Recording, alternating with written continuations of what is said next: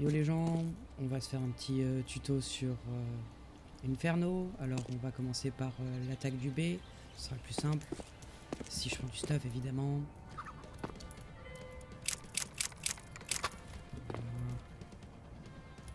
Alors, on va commencer par les vraiment classiques sur le B.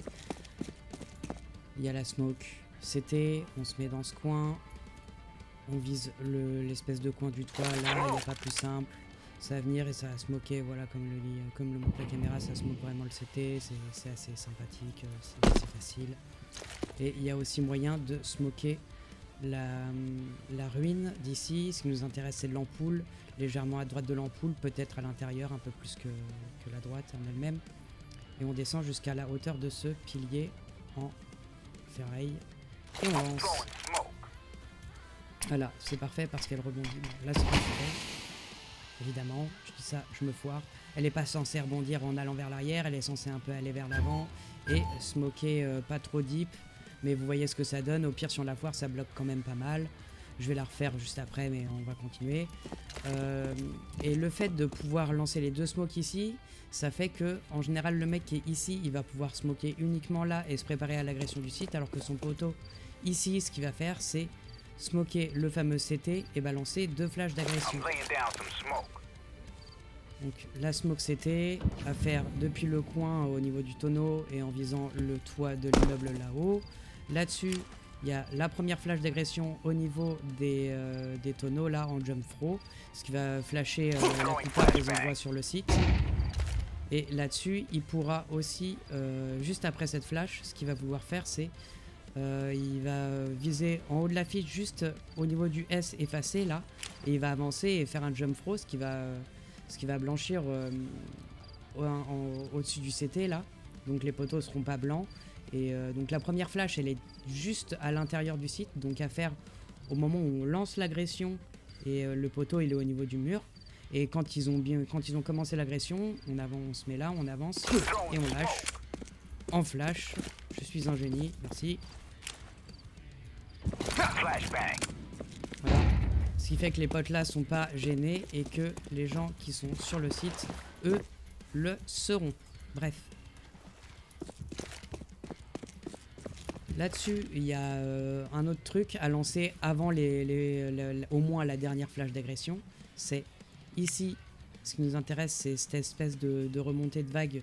Je fais un petit peu vers le haut, pas tout en haut de la vague, mais un petit peu vers le haut et un peu à gauche. Et en jump throw, ça va venir le C3. Voilà, ça molly entièrement le C3. Et si on lui lâche une molly, et ben il peut très bien faire la molly C3, plus l'autre molly qui est au niveau de la fenêtre. Et on va juste à droite pour arriver à la gouttière. Oh là là, peut-être un peu plus deep. Voilà, donc on va être au niveau de la gouttière, on va dire, là par ici. Et ce que ça fait, c'est que ça molly la box. Et ça molly obligatoirement le C1. Et on va dire une fois sur deux, ça va molly le C2. Elle n'est pas constante, donc toujours le C2 à se méfier. Mais elle reste très pratique. Par contre, elle est un peu tatillon. Donc il faut vraiment être bien au milieu de la gouttière.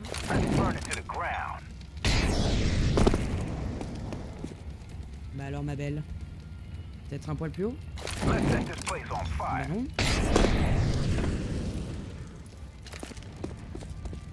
On va y arriver, hein. Bon, au moins la première, elle est pas tatillon.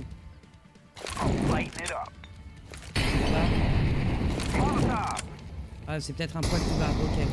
C'est un poil plus bas.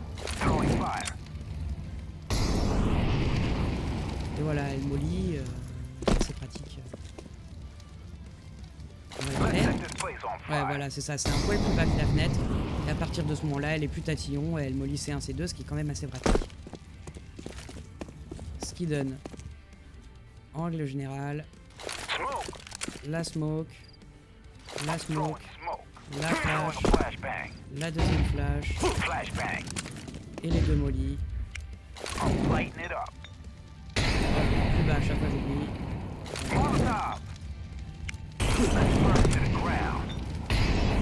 Ce qui est quand même assez sympa. Donc ici c'est smoké, ici c'est smoké. Voilà, là c'est la smoke vraiment parfaite. Quand on est là, on est quand même blanc, smoké je veux dire.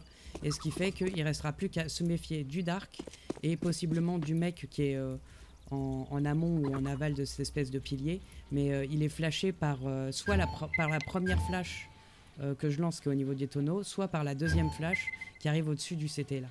Donc de toute façon, quel que soit l'endroit, il sera flashé. Donc si c'est fait correctement, à la première, le mec il vient à peine d'arriver ici, votre poteau. Donc il se prend directement l'agression juste après la première flash. Et deuxième flash, le poteau il est déjà sur le site et il sera pas blanchi, alors que lui s'il se bat, il est aveugle. Bref. Ça c'était pour l'agression du B. Je rappelle un petit peu les timings avant de repartir. Il y a les deux smokes qui sont plus ou moins lancés en même temps. Le mec qui lance ici sa smoke pour la ruine / church, il commence à avancer. Il y a donc un mec qui tenait la ligne pour juste au cas où si jamais ça rushait.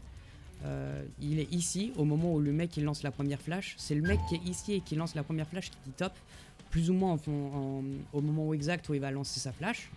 À ce moment là il commence à partir, blanc ça pète et là il est là, il décale. Je vais vous montrer ça un instant. Là. Je suis là. Attention, la blanc part, go. Voilà, il est pas blanc et ce qui fait qu'il peut checker le site. Alors j'y vais comme une brute, mais ce qui check en premier lieu c'est évidemment le pilier. Hein. S'il s'arrête ici directement, il risque quand même de se prendre un headshot. Donc en général on duelle pas ici, on trace un petit peu. Donc là-dessus, C1 et C2, surtout C1 c'est molly et C3 c'est certain que c'est molly. Donc on n'a pas trop à se méfier du C2 tant qu'on est là. On se méfie plutôt quand on arrive dans ce niveau-là. Et ici c'est smoke et il reste plus qu'à faire gaffe au dark. Et le mec il est possible que s'il y a un mec ici, et ben, vu qu'il est molly, il est en train de bouger et il s'est pris la deuxième flash, donc normalement il est dans le mal. Là-dessus, on va faire une agression du second mid. Alors j'ai pas grand chose à dire sur les stuffs de préparation du A, il y en a. C'est certain, je les ai pas beaucoup bossés, mais je trouve qu'avec la hauteur des nouveaux bâtiments, les stuffs qu'on lance, ils mettent un certain temps à atterrir et du coup, vaut mieux stuffer soit du mid, soit en agressant, etc. Bon, les puristes me diront que non, il y a des stuffs, en effet, il y en a, hein, je les connais pas, ce serait bien que je les apprenne. Donc là-dessus, ce que je voulais montrer, c'était une molly quand on est second mid en terreau. Le but c'est de péter la fenêtre et de ne jamais s'arrêter pour lancer cette molly. Vous arrivez dans l'appart. Alors soit vous la faites suffisamment dans un angle suffisamment proche du mur pour qu'elle aille un petit peu deep dans l'appart, soit vous la faites comme je le fais, ce qui est quand même relativement gênant pour les CT. Soit ils n'arriveront pas à passer la porte, soit ils la passeront et ils n'auront pas moyen de retreat, auquel cas de toute façon je vous dis ne soyez pas naïfs. Il y a toujours un mec qui peut passer pour essayer de prendre des kills. Mais cela dit, ça les gênera considérablement pour prendre l'appartement.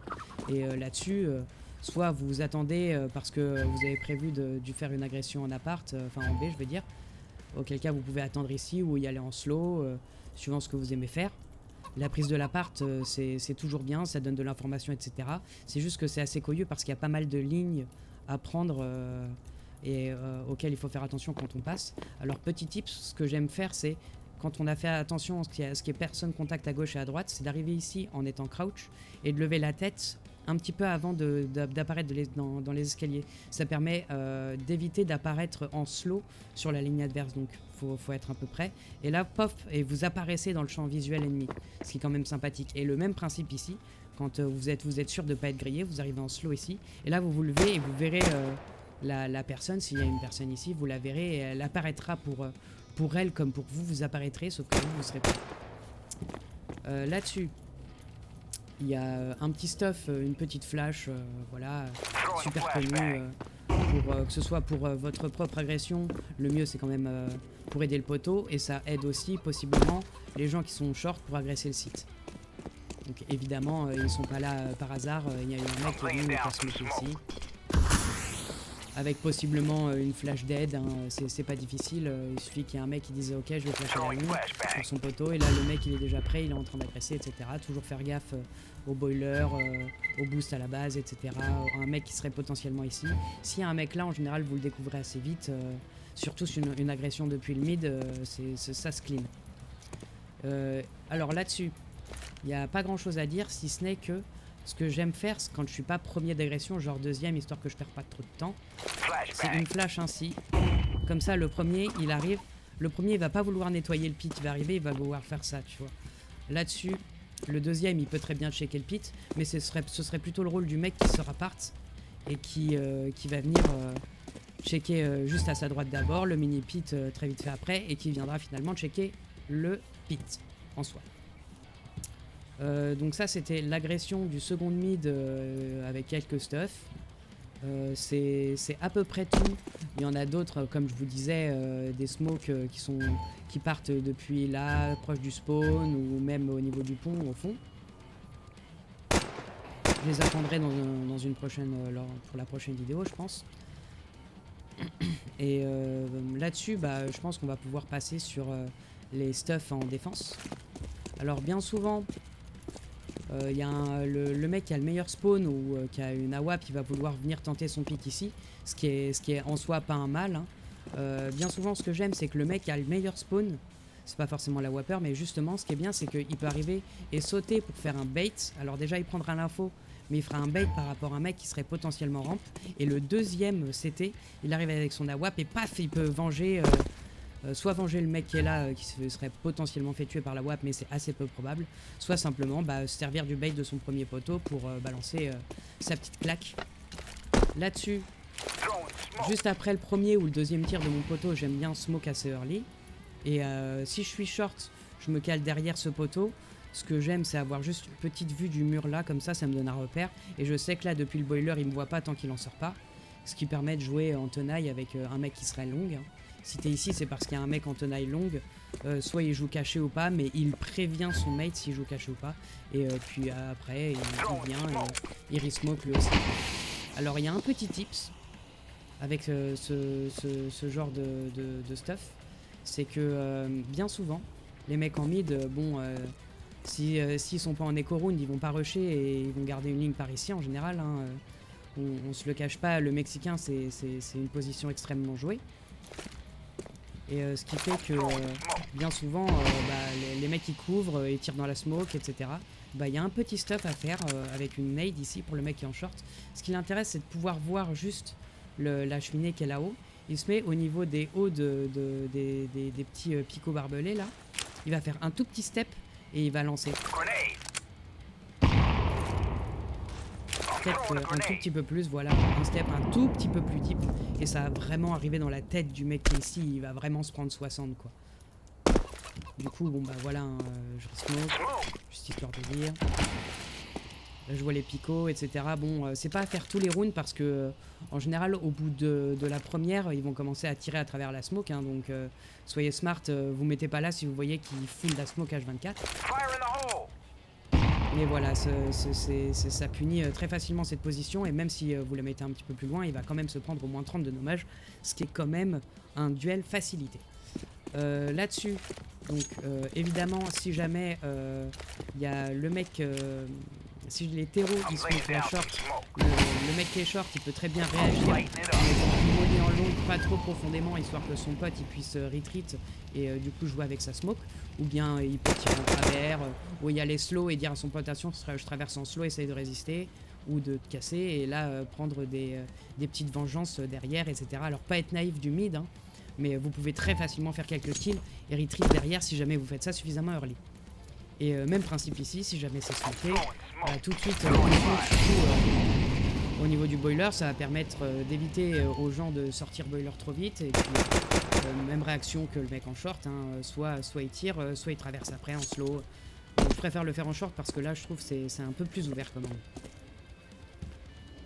Avec la défense en boiler. Alors en boiler, vous avez plusieurs façons. En boiler, qu'est-ce que je dis, en pit sur site, il y a plusieurs façons, hein. Le mec qui est, si jamais vous êtes que deux, ce qui arrive, le mec qui est long, il peut très bien retreat et tenir l'appart. Moi, ce que j'aime faire, c'est faire confiance à la pince de mes deux mates qui me donneront de l'info si jamais ça agresse. Je peux très bien me caler ici pour recevoir ici, on voit directement les têtes des mecs. Alors, on peut se faire punir assez facilement.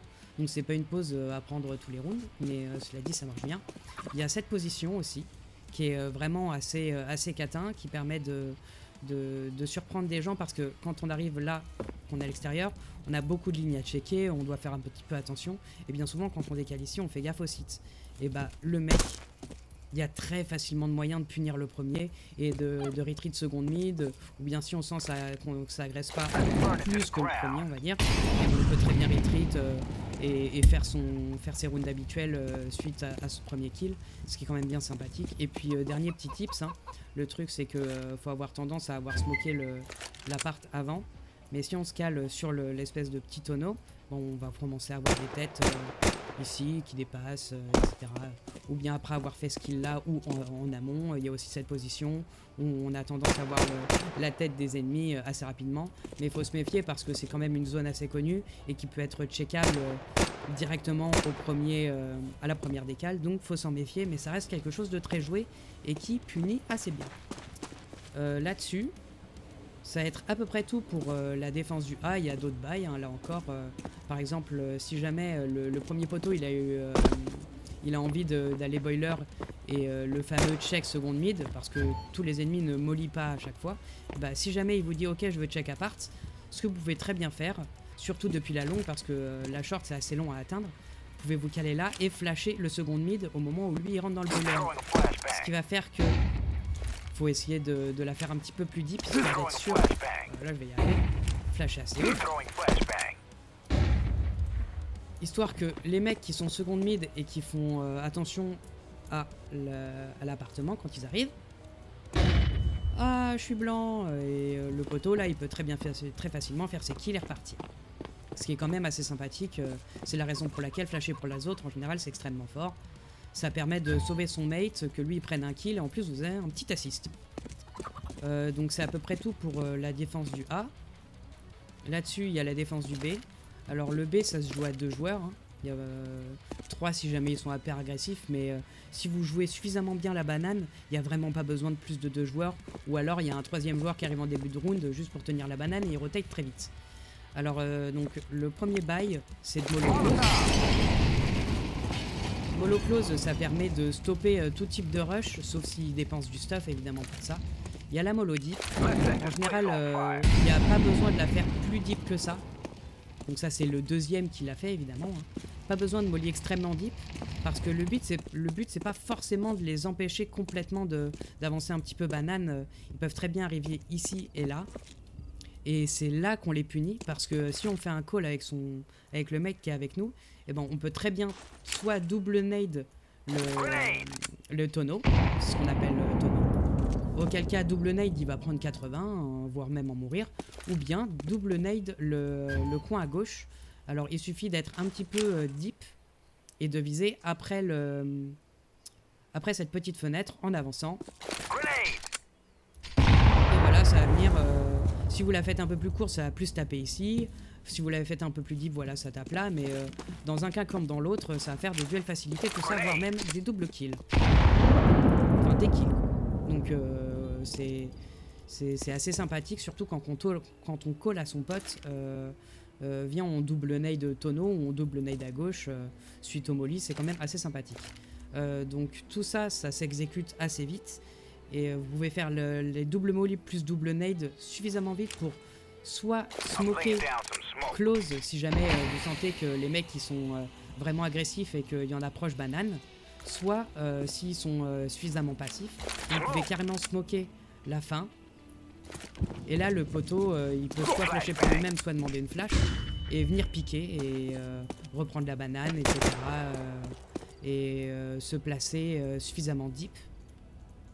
Et si le mec, si un des deux gars arrive jusqu'ici et se place suffisamment deep, et surtout s'il lui reste une smoke, il peut très bien rester seul en banane et demander à son pote de rotate A, parce que bon bah la banane est fermée, certes ils peuvent patienter, etc. et balancer du stuff, mais ça leur coûtera du temps et de l'argent, et franchement c'est tout bénef, ça permet au poteau de faire une rota A et de soutenir une attaque A qui est quand même plus difficile à manage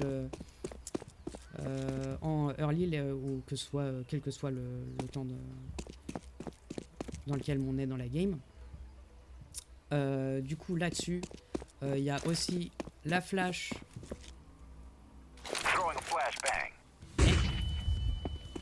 Elle se fait deep.